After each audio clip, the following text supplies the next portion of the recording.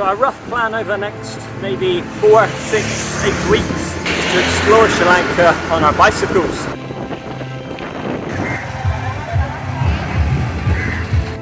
Oh, okay, the heat's definitely got to me now.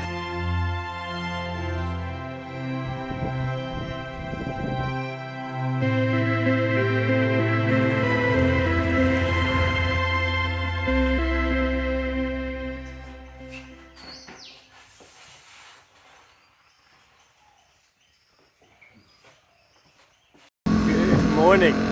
So just spent 2 nights in Wilpattu, right at the edge of the Wilpattu National Park there. Yesterday we spent the whole day from 6 in the morning to about 5 at night on a four-wheel drive doing a safari in the national park, which was absolutely incredible. We ended up seeing 3 leopards, different leopards, amazing. One of them, the last one we saw, was a cub, maybe 1.5 years old, they were saying, lying up in the tree, kind of like 20 feet away, just kind of watching us. So we got to spend maybe 10 minutes with that one. Amazing moment. We saw a young male elephant as well that was eating some of the weeds in one of the lakes there. Again, maybe within 30, 40 feet.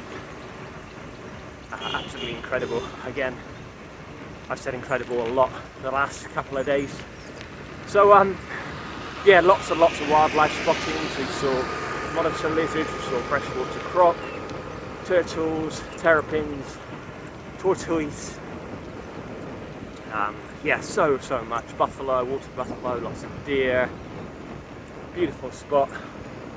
And this morning we're heading on, so we're cycling 36 kilometers today, so a nice easy cycle onto a place called, now apologies for the pronunciation,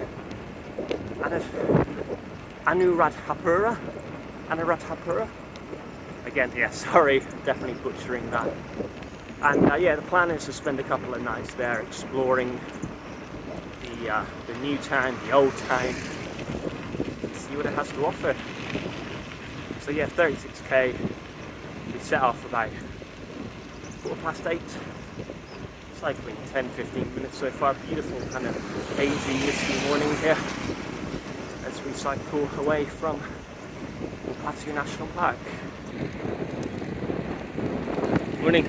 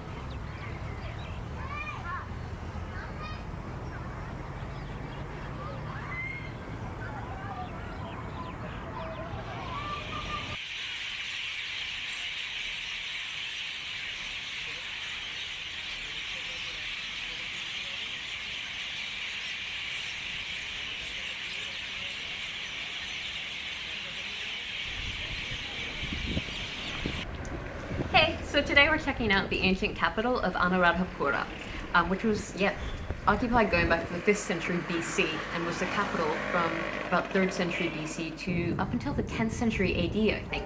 So yes, some of these bricks have seen a very long life. Anyway, we're traveling on a budget, so we're trying to see the 3 sites of Anuradhapura. So you've got the modern city of Anuradhapura, which is where we're staying, and then butting up right against that is the ancient capital, which is actually a really huge sprawling site that you need a bicycle or a tuk-tuk at least to get around.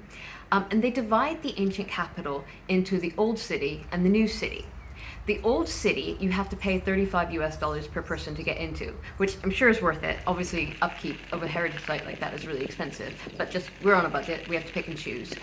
So the new city, almost everything is free. We just popped into one temple where we had to pay 1,000 rupiah per person, but I think that's the only thing we have to pay to get into today.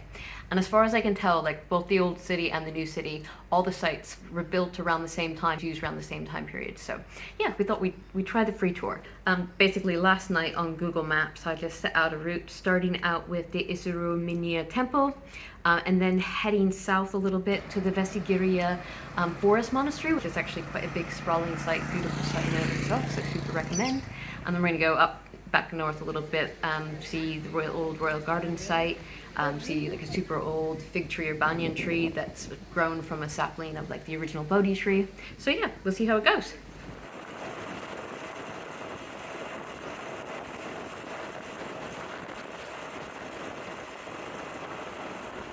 Hey, so yesterday's vlog about Anuradhapura is probably going to be quite short, as we ended up with only a tiny bit of video. Nothing to do with the site itself, which was amazing. We spent about 5 hours cycling and walking around, and we still didn't see all the free sites you could see, so super recommend that. But anyway, today we're out at Mihintale, which is about 14 kilometers to the east of Anuradhapura.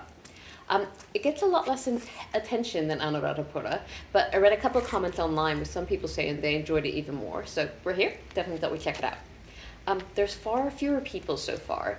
We came up the first bit of the main stairs and past this old monastery site, and we had it all to ourselves. A tour group has just arrived behind us.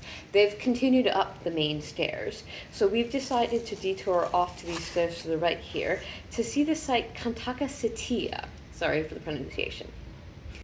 Ad says I'm not supposed to share any super interesting historical facts because apparently no one other than me is interested in them. But anyway, according to this plaque I just read, stuff from real quick Googling, they're not sure exactly who built this site, but they think it's from the 1st century BC. And it's really cool. Apparently only excavated quite recently, and it's like remarkably the whole stupa seems to be pretty much all intact still. There's incredibly quite a lot of detailing left in all these sculptures and reliefs. Like you can see lots of these really cool elephant gods everywhere.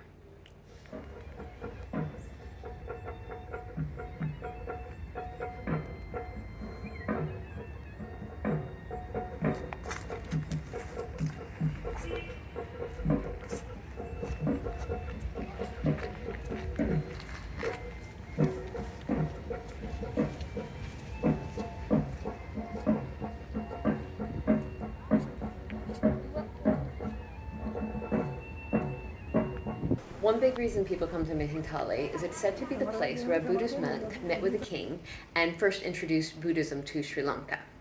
Another good reason to come here is the views.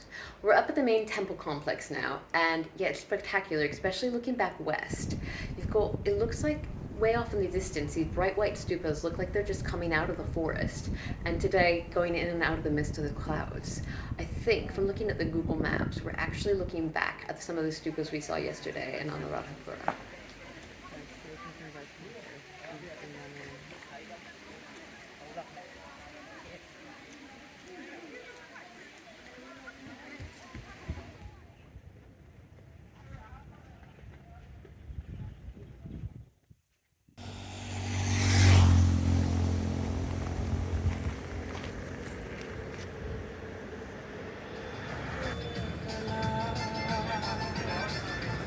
So if you made it this far in the video, as always, thank you for watching. If you enjoyed it, please hit the like button.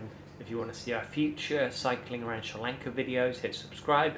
And if you've got any questions at all, just drop them in the comments and I'll get right back to you. We've got some really cool videos coming up as well, and I'm really excited to edit and share share very soon, hopefully. In particular, Manar and also from Sigiriya. So yeah, look forward to those, and we'll see you soon. Cheers, guys.